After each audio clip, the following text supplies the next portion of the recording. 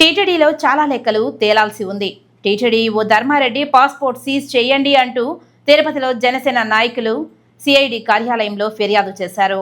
TTD ఓ ధర్మారెడ్డి పాస్పోర్ట్ను వెంటనే seize చేయాలని, తిరుమల తిరుపతి దేవస్థానంల ఈవోగా గత 5 సంవత్సరాలుగా ఎలాంటి అర్హత లేకపోయినా, ఐఏఎస్ కాకపోయినా గత అధికారి పార్టీ అండదండలతో టీటీడీలో తిరుమలలో ఈవోగా ఉండి అనేక అవినీతి కార్యక్రమాలకు ఈవో ధర్మారెడ్డి పాల్పడ్డారని, తిరుమలలో స్వామివారి నగలు, ఆభరణాలు, శ్రీవాణి ట్రస్టుకు సంబంధించిన ఎన్నో అవినీతి కుంభకోణాలు చేసి, టీటీడీ నిధుల్లో ఎన్నో గోల్మాళ్లు చేసి, భక్తులు శ్రీవారికి సమర్పించిన హుండీ కానుకలపై సరైన లెక్కలు చూపకుండా ఈరోజు ప్రభుత్వం మారగానే సెలవు పెట్టి దేశం వదిలి వెళ్లిపోవడానికి ప్రయత్నిస్తున్నారని తిరుపతి జనసేన పార్టీ ఇన్ఛార్జ్ కిరణ్ రాయల్ గురువారం స్థానిక పద్మావతిపురంలోని సిఐడి ఆఫీస్ నందు ఫిర్యాదు చేశారు.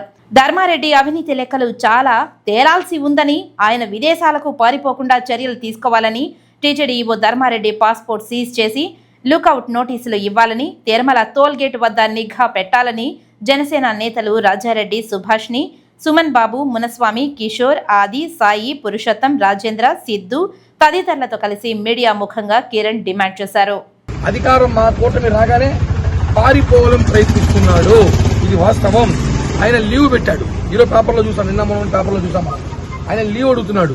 నాకు లీవ్ ఇవ్వండి అని వారం రోజులు లీవులు ఆయన విదేశాలకు వెళ్ళిపోవడానికి అన్ని ఏర్పాట్లు చేసుకున్నాడు.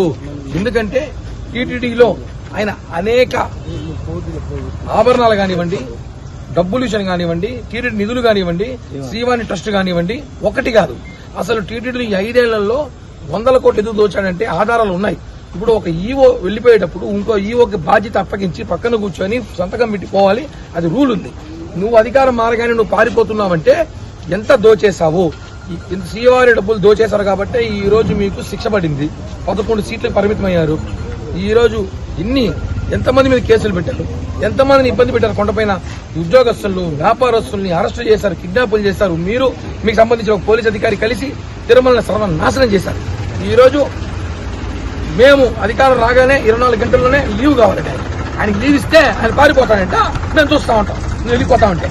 ఏంటంటే ప్రభుత్వం మా చేతుల్లో, మాది ప్రభుత్వం. ఇప్పుడు మీరు తప్పు చేసుకుంటూ కుదరదు. అందుకే సిఐడిలో కంప్లైంట్ ఇచ్చాం, ఆయన మీద కేసు రిజిస్టర్ చేయమన్నాం. ఆయన పాస్పోర్ట్ సీజ్ చేయమని చెప్పాం. ధర్మారెడ్డి పాస్పోర్ట్ ని సీజ్ చేసేసి ఆయన విదేశాలకు వెళ్లకుండా ఆపండి. ఎందుకంటే 100 కోట్ల డబ్బులు, 1000 కోట్ల డబ్బులు కూడా స్కామ్ జరిగింది. ఇవన్నీ కూడా లెక్కాచారం తెలిసాక టీటీడీలో వజ్రాలు, వైడూరాలు కూడా ఎత్తుకునే అవకాశాలు ఉన్నాయి. ఇవన్నీ కూడా తెలిసాక ఆయనకి మీరు లీవ్ ఇవ్వండి, లేదా రిటైర్మెంట్ ఇవ్వండి.